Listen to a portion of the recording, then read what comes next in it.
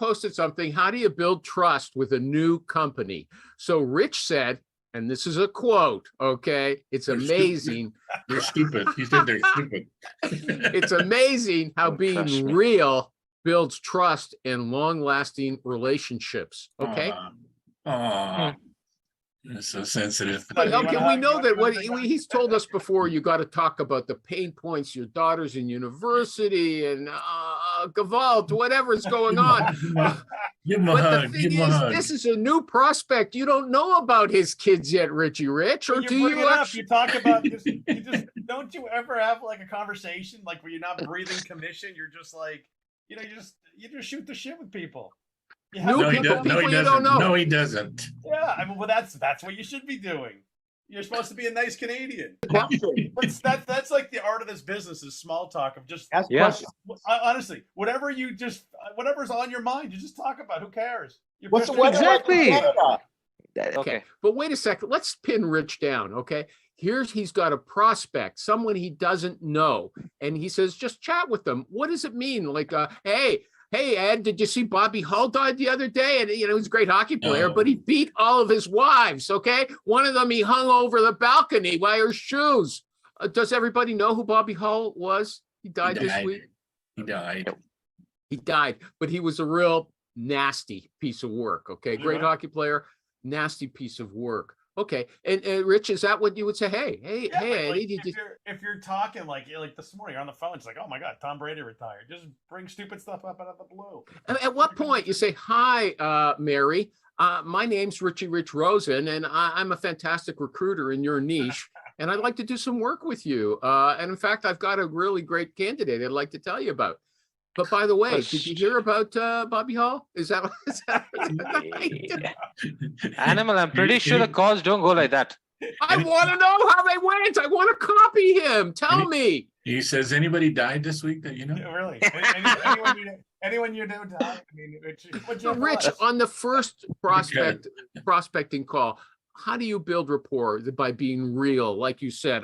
Want me to repeat what you said? Am I beating this to death? It's amazing how being real builds trust and lasting relationships. I want to know on the first contact. You got it. It all depends on the conversation. If you get a guy that's super straight-laced, yeah, you're just going to stick to this. Not one example, okay? I want you to think about that in the coming weeks.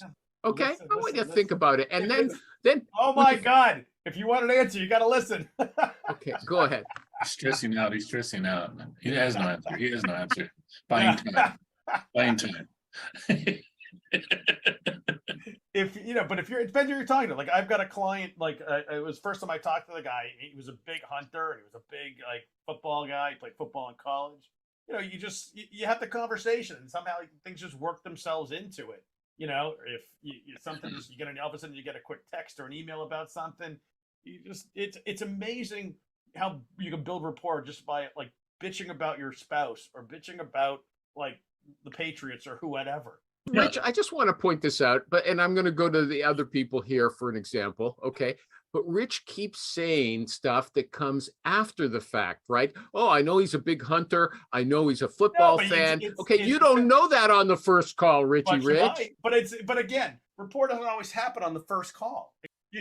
Like on the first date, you're not getting married, right? You don't just like open the kimono and say, "Hey, here's everything." And a good way you can build rapport, even on the first call without knowing anything, is you try to just bring some education to them. You're trying to salespeople should be teachers. You're not going in there trying to sell everything. You got to speak up. But at the end of the day as a salesperson, you want to educate. You want to be able to, teach them something. I mean, that's what you're valuable for. You want to be able to talk to them about what can you teach them about the industry, the market, what their perception of the market is, and what reality. Well, give us an example. Give me a concrete example. Like comps, like, hey, what are you looking to pay for this role? And then they're going to say, oh, we want to pay $120, and I'll say that's fucking stupid. What a waste of time this is going to be. You're going to get dregs.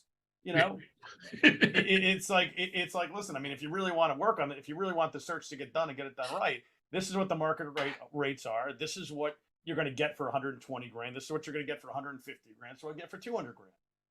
You want to give them a little bit of insight, but you're supposed to be an industry expert. So be the expert. One of the things too is the fact that you got to listen. Yeah. And you listen right at the beginning for the tone. Yep. If the tone is like, oh yeah, what do you want? What can I do? Then it's not the good time to start breaking bread. Exactly. Some people just, you got 30 seconds to right to it, and that's it. Other people, they're a little bit more jovial. Other people, maybe you looked on LinkedIn, the guy was, he's a 6'10" football player or something. You kind of know what they're going to be about or potentially about. And, you can probably talk sports with them if they were like an NCAA athlete. So you really get a sense of what people are like from that first part of the call. Then you got to be an active listener. You can't go in with a preconceived notion of this is the path I'm going down. You got to be, be able to pivot and say, hey, this is what this guy's into. This is what he's not into. This is what he's all about.